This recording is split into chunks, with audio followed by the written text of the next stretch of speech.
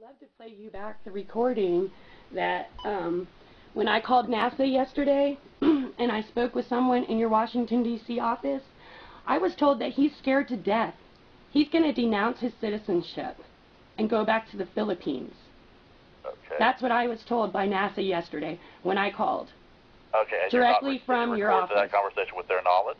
Well, I'm sorry? Did you record that conversation with their knowledge? Are you recording my conversation with that knowledge, sir? No. I'm sorry? No, I'm not recording any conversation. You're not recording any conversation with my knowledge, and NASA isn't either, and you can't get through it anyway. If you want to leave a message, it rings and rings and then hangs up on you. Same with Wallop Island. So I would love to leave a message there. Could you give me a direct answer? Because it says you're the scientist here on the NASA website.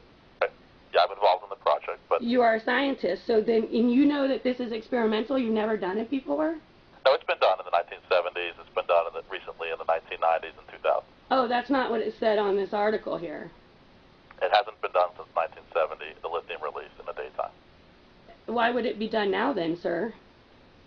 That's scary. Detailed information. If you could please send your comments by email. Okay, will you respond to my email if I send them? Happy to answer them, yes. You will. Okay, what was your email, sir? Douglas.e.Rowland, D-O-U-G-L-A-S. Douglas. I'm sorry? E. Uh-huh.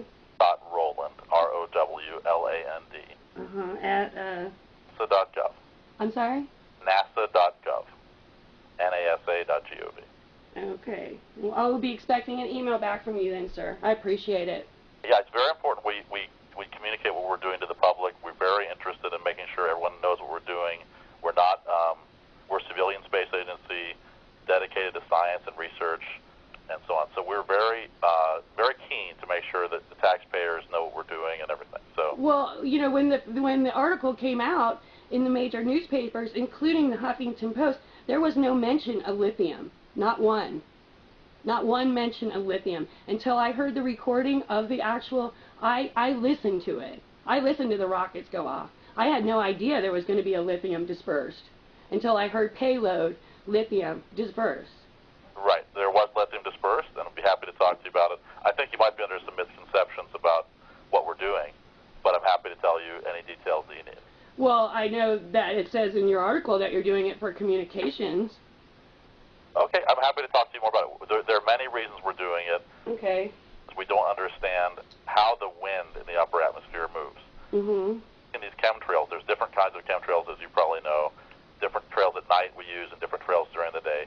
The wind blows them around. They glow either on their own or from scattered sunlight. We take pictures and we can see how the wind trail moves around and use that to infer what the wind is. Just like if you were taking a picture of an airplane contrail, you can use that to see how the wind was blowing up at those altitudes. This is much higher altitude, so we use these chemical trails. And what is the purpose of knowing what the wind's going to do in the ionosphere? The purpose is the ionosphere is really to understand our planet. It's very fundamental science. We're trying to understand every day. We know there's electric currents that flow over the head. They're just naturally there. They've been there for ever since the Earth had an atmosphere and a magnetic field. And the wind is driven by the sun. The sun heats the atmosphere. The wind blows. And every day that wind drives an electric current. And we're trying to understand what causes that. Essentially, how does it work in detail? And also importantly, when the sun becomes active with lots of sunspots and lots of magnetic activity, that changes the wind pattern and changes the electric current. So we want to understand both what it is on a regular day when there's no solar activity, and then what it is when there's a lot of solar activity. Is there some other kind of a way that you can use it without dispersing the lithium? We're researching other ways. The lithium is actually harmless to the environment, and we could show you more about that. But it is tricky to use because we have to. It's very faint. You can't see it with your naked eye. You have to, have special cameras to see it, and so on. So we don't like to use it for that reason. It's hard. In other words, it's hard measurement to make. We're researching other ways to put sensors directly on the rocket to measure the wind, and those are ongoing. We're trying to develop those now. In fact, one of the purposes of this mission was to do that. Okay. Well, you've explained it to me then. I don't agree with it, but I appreciate you explaining it to me. Email too if you have detailed questions, anything you want. Okay, I will. I'm gonna research a little more, and I will email you. And I appreciate you taking the time out to speak to me today, sir. Your call. It's not often we get to hear from members of the public and people who are really interested and concerned with what we're doing. And I really appreciate your time. I wish more people would call. I really do. I've called my senators. I've called my governor. You can't get through to anyone, sir. You can't get through to anybody. Yeah. I go to my city council. I live in rural North Carolina. They don't care. They laugh you out of there. There's no other recourse for us, sir, unless to talk to people directly and find out what is going on, because we're paying for it. Well, I don't know how far you are from Wallace Flight Facility. Is that easy? Is that drivable from where you are? Where is it, sir? I don't know where it is. It's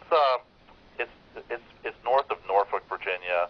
It's on the eastern shore of Virginia. If you're at Norfolk, it would probably take you another 2.5 hours to get there. So if you're in North Carolina, I don't know where you are, but maybe. Right. Yeah, I'm in western rural North Carolina near the Tennessee border. Have a chance. You might consider either going to Goddard Space Flight Facility, which is outside of D.C. There is Clemson University, which is where all the chemical release work is done. Oh, really? Well, that's very close to me. You might contact those guys. I'm sure they'd be happy to explain what they're doing. Oh, that's awesome. Okay, I will do that. Just ask for the science department. Well, I don't know what department they're in, but Larson, Larsen, Miguel Larson is the lead, and he's been doing this for decades and can explain in detail what they're doing and why it's not an issue for people living. We wouldn't, we would be, as a government agency, we would not be allowed, to do anything that would be harmful. So he's under strict controls and that sort of thing. So he can explain it to you. He can even show you around, that sort of thing. Okay, and you said his name was Miguel Larsen with an L? Larsen. Okay, at Clemson. Okay, well, thank you so much, Mr. Rowland. I appreciate all of your information. Yeah. Thank you. Have a nice day.